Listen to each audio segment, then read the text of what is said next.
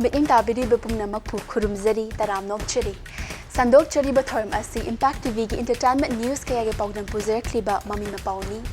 Ngasigi marifu taruk sub episode asida kari karama mapawsing puzer kliba haibudu thamsagi. Aham mapaw oina thamzari miyam ge superstar Bala Hizam punsilay pulsim hibiki pawdam. Ani subo oina iramdam asigi mipum ting na saru yaduna yawsang kumhay pangthok hibiki pawdam ni. CUT Films Production gi nauna puthokadaba Manipur feature film ani gi yaifa thoni pangthokibagi pawdamna ahum subada thamsari. Play with the colors haina mingthon ba Back to Pillars ki yaksong kumhanga mari leingana pangthokpa thoram gi mapawna mari subada thamsari. Aroiba manga suba oina thamzari ba mapawna Colors of Music Season 4 gi pawdam. So guys, ngasigi ahama paw oina thamzari ba asi iramdam asigi miyamna thoina pamnari bi superstar Bala Hizam matam kawi imagi khongthang tung inna niban pusira khongdaduna pusilai pulsim kibigi pawdam.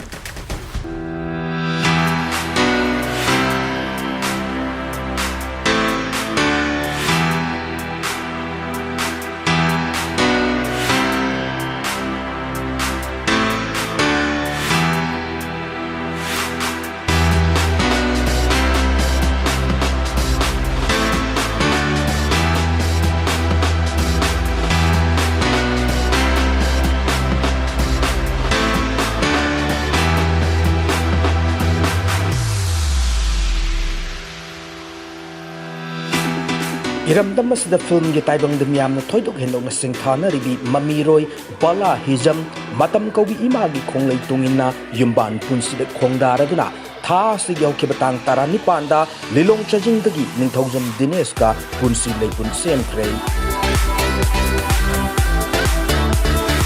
Oken amak sangi Telangga mamai dagi hauduna Manipuri film khaktanatana Malayalam film da su mamiroi yamoina sakam lang krabi miyam gi Bala Hizam ga punsi lepun sem khrabaning thousand Dinesh Indian Army da Major oina hause India amadi Pakistan an gi lona bada border district am oina leiriba Pathankot thawpuri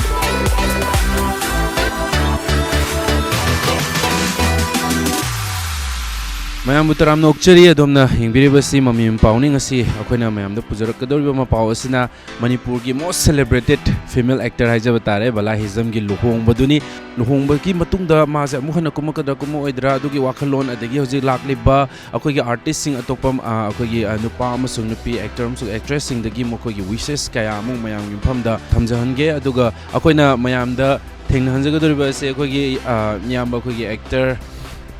Da Prem ni ko da Prem kena luhong basi kena lai je kita ni mayam ding ngal lira theng ira kamai toinu mayam dai di koi ni ngal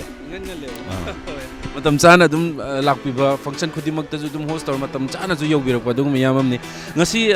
balagi luhong mun me sida balada kitang masamak ni khanjaraga haita haja batare ko wishes khara mawon kari pawdum kari thambini ai sengna isan bala se koi Manipuri cinema gi suina audience sing su yamna pamjaba dagi akoina su yamna loina bu nungai ba isan singni ado mana sumaina luhong khongdong ki se akoi film to jeri ba akoi puning da nungai ta bam di fil tawi mana kari ko by chance nupi simak to film kumam maga luhong graga film kumgi da bana nambani Manipur sida ado magi achouba jaga am khak Manipuri film sida leiraga mana film sidagi luhong ga sakhaga amuk film kumak ta batar ga di akoi puning da nungai ta bama adum fil tawraga leini adubu anyway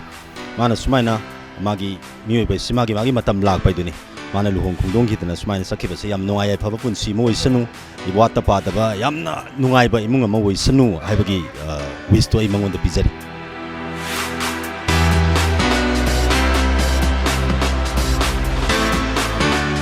Miyam gi thamoi bu humduna puri bi pumnamaki Bala Hizam gi punsi leipun sem bagi thormaduda saknai bi kyasu sarugyaki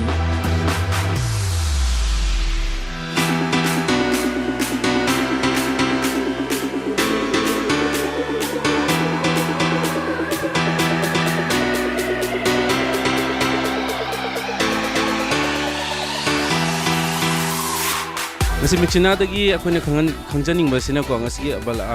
bala sina luhong basida kari phaubi ge aduga bala da magi luhong basida thambining ba wish kharaga akoi ge camera ji bala mak ni khalaga dum haidok biro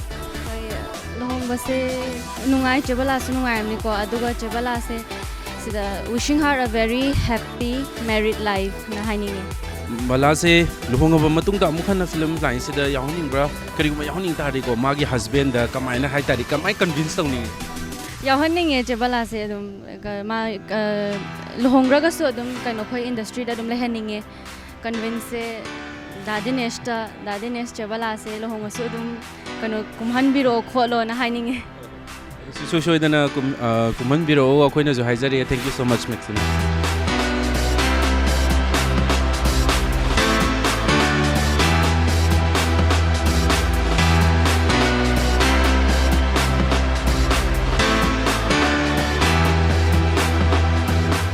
Mthang sidi akhoi pabung lokendro akhoi Manipur gi film industry sidi am sangna laibiriba hujipsu leudum laibiriba akhoi Manipur gi actor leading actor ama ko bala hizam ngasi luhonggi ba sida pabung kari phaubi gi aduga mongonda thambining ba wahai khara adumaga thambiram tasengnamak bala hizam asi ahaki ichan nupi mak ni han khanjai maramdi ahangna actors guild gi president oina lejabanina mahak si ai gi member ni ai gi sani adu mahakna matamgi matungina mioi ba mo ina mahaki ngasi di mai kai pan bagi matam yorabene mahaki luhongba numini masi tasengnamak akhoi gi film actor gilda akhoi da ai phaujari basi tasengnamak kana gumba mioi kharadi mayum palo matungda film gi lambi se thadok kumba adagi art ki lambi se de laptop kumba dung tawi adubu ai gi motadi Balasi mi yamna yamna pamnaba yamna favorite actor ama oinabanina tasengno mahak luhongaba matung dasu mahagi husband namadi mahaki haidi in-law singna yabagi matung ina soidana film da mo halakhi kani habagi thajabu thammi mahak amo hanna halakko oisanu aduga mahaki tungi punsida anoba punsi sida nuaya phana yebedo leibedo aina wish pijari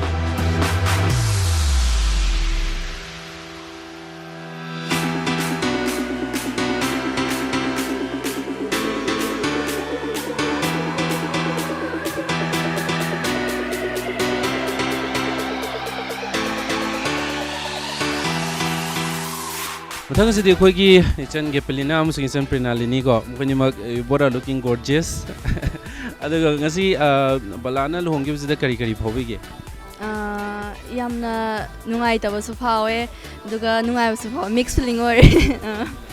aisu adum chamana adi jebalagi luhongba numisida na da yektana dum film su dum kumo makata na duga nungai da laibo yo si haijaning Gepelina di balada ngasi gi luhongba numisida kari wishes thambini mai mpham aisu Prinalini na hai duga chamana re ana ek yaudana lusinong sangna film su dum kumba phangbo oisanu haina aigi side tagi su wish pizage Yamung ju lakpire hoje yamung ke ngasi bala je sukuina Manipur film industry ju laiminare ngasi di finally magi shooting na tabai tare aseng muda luhong budu oirabani na yamung kai phaubi ge duga mon pining bu wish karke laibi ge tasingna khoi film industry gi wendi amna pamuja yetare ma gumba yam renown actor khoi gi Manipur gi industry jam chauna mana contribute to lak phaitai mai side gi ado punchi ye jidi tasina yum ningone bse yum nom ta pande be ate duna mai matam yok pai man chatle je ado khoina wish to janing badi magi tumgeli mori punsi sida man ai fai nuaina yam nuaina imung pandana yum do harauna lei bangam oi bosino ni sura kham jani film ju makha kumbiro nam tang hai film su makha tan kumbire ko kainda nangi fan mam neri yum palen to bigino matam yam neri chai manga to mam siba to ya gini na hajeni da khoi che maya ju thengna jare che balanga si luhong jide che kari wafam phomdok ningi balagi yum pham balana ai nang nupi balana luhongba se magi timing hai tare ko me bigi luhongba da timing na malai ado timing se sab chare hai na khanje du magi life partner oi ga do ba mi sisu ado ki mati yam perfect oi na ina khanje yam understanding laina ba couple ma soidana oi ga ne hai ba sai na khanje du ga ai gi mai ke de su mo gi tung gi punsi da yam na chawkhat ba yai phaba punsi mo isinu hai na wish tak jare thank you duga che balaji matung na film se kumak na ba kamai na motivate tawni khata na dum to adu bu example mayam ma laikre haibadi akhoi su dum tawraga lakpani na akhoi dum personal in wari sana ba matam da suma dum continue tawne haibagi lei aduga ma na hana luhondringai da ko mai sig steps lodringai da su moi ani gi understanding adum laina ba male adu na khoi na ka hena yamna motivation piru draga su su na dum film gi industry da dum lakane habi se khasa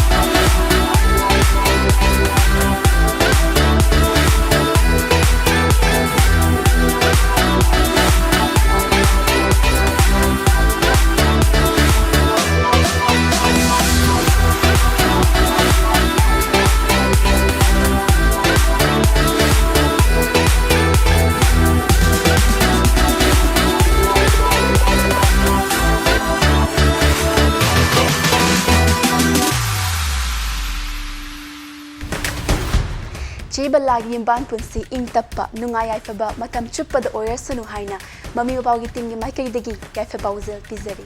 Makataratpa Anisuba Mapau on the Tamzariba Iramdam Asigi Mipum Ting Nasar Yaduna Yausan Kumhai Makal Matel Tauram Kayagaloinana Pangtoki Bigi Paudum Asi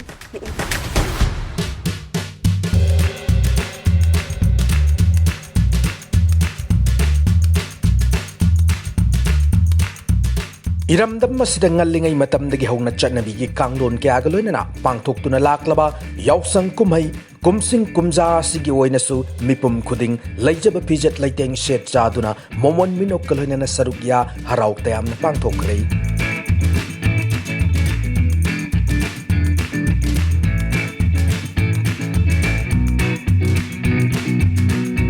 Kumay asigi marumda naha oiba kayana ka hena itakta irangda ngawchat na duna laikigada babu karada oidabasu lakshinna nanaba madi sana khonabagi ithil hapna nanabagi wakhalol galoinana yausang kumay manungda iramdam asigi local club amadi lup kayana sports event kaya pangthoknari masibo hawdok nanabagi damag kangla na chingba puwari ga sagon narba mafam kayadagi maybi mayra lawnari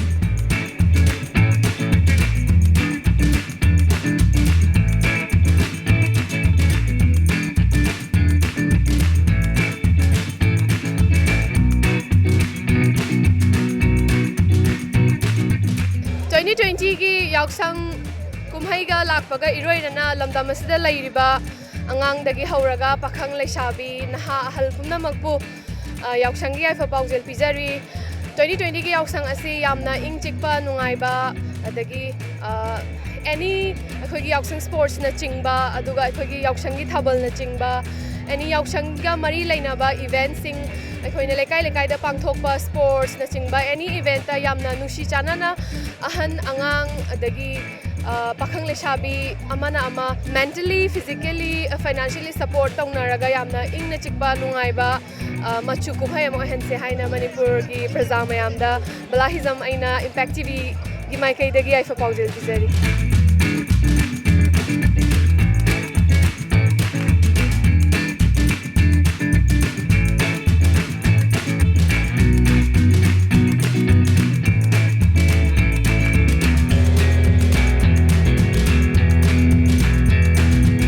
Chanabi tungina yausang kumay hawbo namit kinumidang wairam yausang may tharaba matungda pikliba angang singna nakatheng chatpa ubada nauthokdaba pukning wakal kanagibu yaurigadaba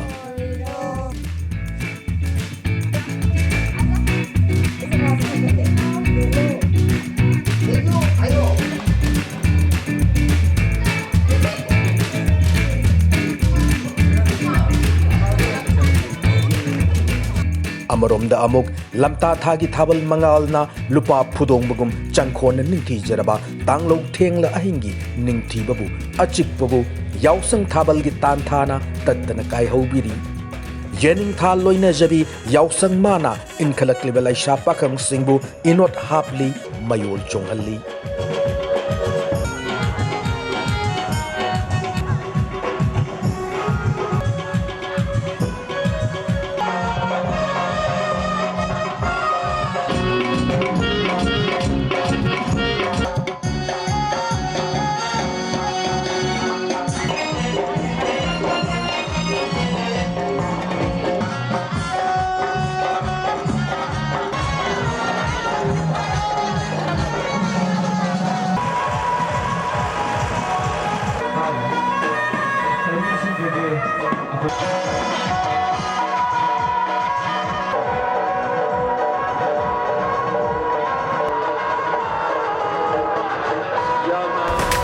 Festival asibu kunai asida hena kana gadaba mayon amada punaba laknariba tonga malup amade club singa lobiriba thodang thagat ningai ni pumna makki manglan mangfauna bo oibiu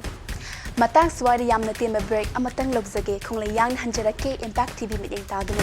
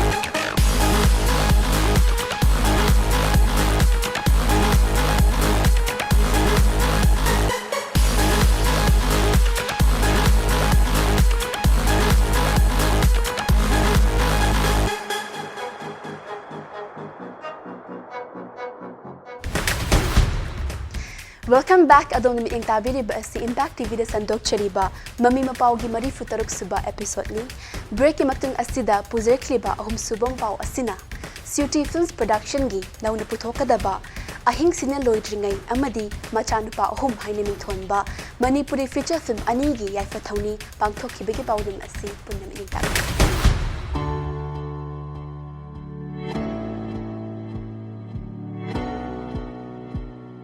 CUT Films production gi nauna putok kadaba mari suba madi manga suba Manipuri feature film sing mathang sina ahing sina loidringai amadi machanupa ahum gi yaifa thauni mami khongho gi thoram tha sigi hauki batang taramanga da Imphal gi uripok ta leiba kombirei inda hauna bi matung ina pangthokre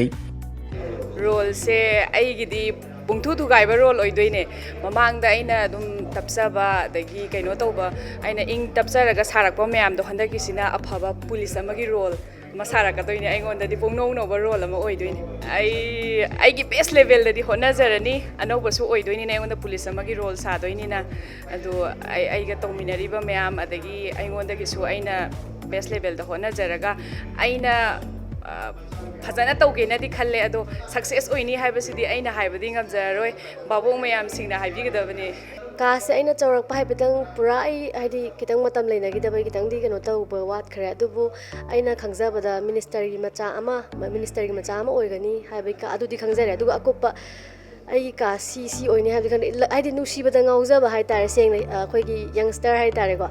अदुमाइना इंखललिबा नहा अदुमाइना खतंग लांगजबा अदुमाइना अदु नुसीबदा पामजबा अदुगुम character म ओइदौमा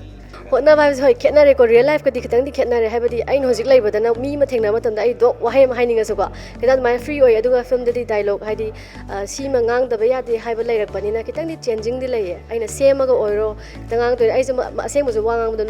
नुपाइ तस तौबने अदु film दि change लाय अदुमाइ कितंग change तौ ओजान मनावबी आइगिसु अहानबा पुनबो ओइदोइने हाइदी मणिपुरगी writer ममिंग popular ओइरबा writer हाइतारे आई याम नुवाइजे अदु film से सोइदनम की success ओइगनी हाइबै थाजबदो थमजे Sarungbam Binodini gi novel yumpham oiba ahing sina loidringai hairiba film asi Birendra Salamna lamjing lamtak tuna amadi R.K. Nalini Devina producer oiduna puthokadabane Gokul amadi Abena ono chingba maming lerba mamirui singna saktam langadauri artist se dukimatik yamna mayamna ngangnabada adai hoje akhoi se dunda yamna achuba problem leyena hainariba artist ayambane kudamoina silhaiba Boni Kaiku aduga Biju Susmita amadi ithoina chingba mayam am yaubunina aikoina masida kayam yamna aikoina work tobada ngamgada gi habida koi lining minari soidana mak film se akoina mapung phana namba ngamagadi hena fajo film ama oigani habiga se thajabdo thamjage ai hantaki ron se sapchaba ai khangdri ai belel waram duribra natragana karamba rol waram duno habidum di sapchaba khangamdri adu waibu nungsidana oja singsina pibiba ron duda ai sapchana dum oja singi yathang yaroga director na piba action adigi director na piba kano duda saru dum ngamna ban yana mo hona jagani habisi mai thamjage sumaina khoge film ge samela ko se harawi adu tawbodabu isasi lilagi artist oina leirubunina akoina film si yawno hona bada adu ke mate akoida wai adu saigi lila ade nongmada so agum mari salakpanina masigi film ge chidum ju pino hona rakpada adubu miyamna nungsibi bini khalaga ngamna ba masu yana mo hona jabada ai wondu wajarga su miyam nungsidna habira panina yarim khani ngamna hona sagani habisi thamjage Osi Mairana lamjing lamtak tur pankat kadoriba machanupa ahum hariba feature film masina LB Moirang temna producer ni Kaiku Boni Maya Chaudhuri amadi Susmita na chingba superstar kyana saktam langadauri feature film animak khurau thangba yaudana mai pakna puthoktuna iramdam asigi cine lovers singda anauba mahau piba ngamba soidana oisan haina thamsari hojik amuk lobisi mari subong pau oina back the pillars ki play with the colors haina min thonba yauksan kumhai ge mai gi leinana tidim ground na pangthokhiba thoram gi pa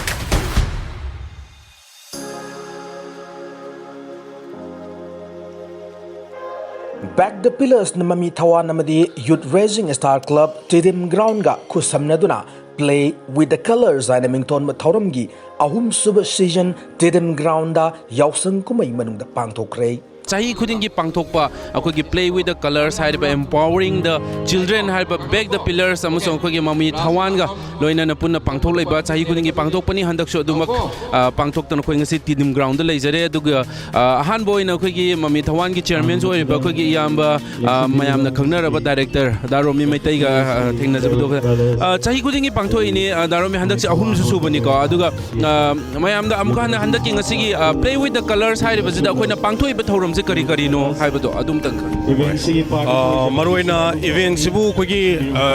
magi initiative chauna lobiriba design to wiriba back the pillars ki play with the color have se taseng na yaksangi mayam na abir haitare sigi chemical machu machu se natte taseng na sida machu na min tawriba si kari no haiba matamda machu sangdriba tungi yumbi ore kadoriba angang sing makoi gi thamoida phawba wakhal gi tongan tongan ba khoi gi machu gi phajaba dune sida play with the colors and have se mayam na masigi ahan the interpretation da akoina abir gi machu wena pabasi madumak natte taseng na sida akoi gi ngasigi pangthoiba ahum lak suba play with the colors si main ahan ba program da akoi gi road safety gi awareness sama akoi gi sidaida yauriba participant mayam siga duga manipur gi tongan ba simple tongan da leba mio singa punna road safety koi awareness ma tawjare adugi matungda akoi gi angang sing hen yamna nungai ba akoi gi sports gi event mayam tawre adugi matungda akoi gi mayam gi entertain tawba yaba tongan ba matam manipur gi isai amasung tongan ba film actors sing gi acting tongan mayam taw masina thauramasi mapung oi boy ado darme hojiki angang sing je de khoi swai gi angang sing oi bra natra orphanage ko children home ko mai kakram oi right hoi masi kanone masigi initiative subudi hoi gi back the pillars na design tok jaba kanone aduga masi dum media ra saptana karai de gi angang sing no haina disclose to badudi yadaba maram chu leiba dum maram na aduni aduga taiseng na darkar leiri badi yaksang haibasi mipung ko di magloina ma harawi langi nuai adubu section peoples khara gi angang khara dadi yaksang je mama mapaga nungai na lebinaba ko gi phangdaba du dagi deprive tokba laiba ka tamam daba mayam do jaga amada back the pillars na ko gi pora akanda ko gi makoi da yam nungsiba mino ko ma smile ma ngasi gi numit da pi basine ko gi play with the colors gi pandam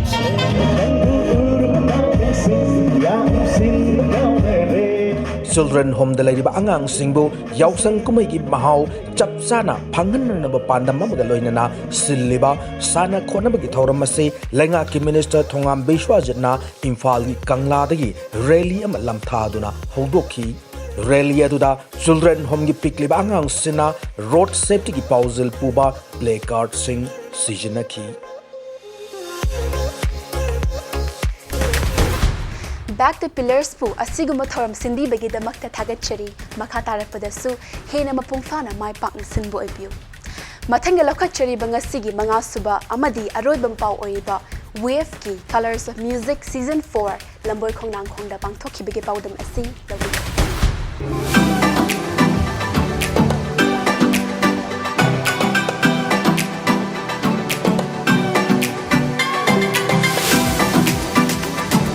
web na chilang na chahi khuringi yausang ko mai man ga pangthokpa colors of music season 4 maming lerab saisak ti amadi ben kaya ga loinana lamboi khonang khongda tha sigel ki batang tarama toida pangthokrai novel cause amaga loina riba isai no mai goi thoram masida on the verse maniac impal tokis amadi the wizards touching ba ben kyan perform tauki rosie haishnamna sayo isai lanthoki dj beri gi akhanama khudolsu miyamna migeng tab funky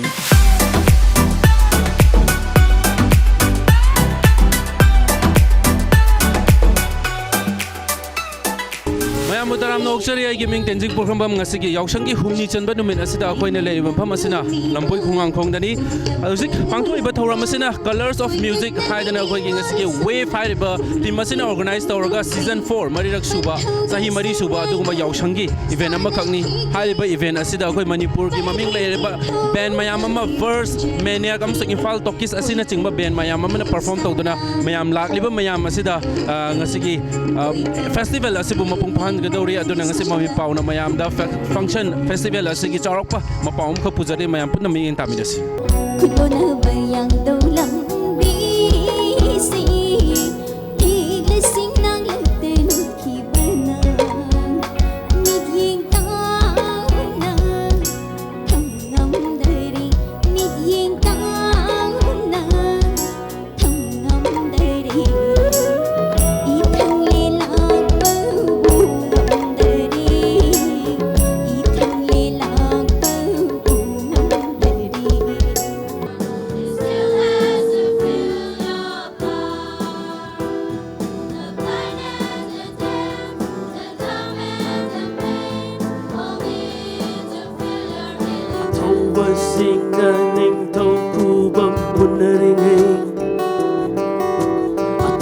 ꯁꯤꯡꯅ ꯀꯜꯂꯛꯂꯤ ꯍꯧꯅꯔꯤꯉꯩ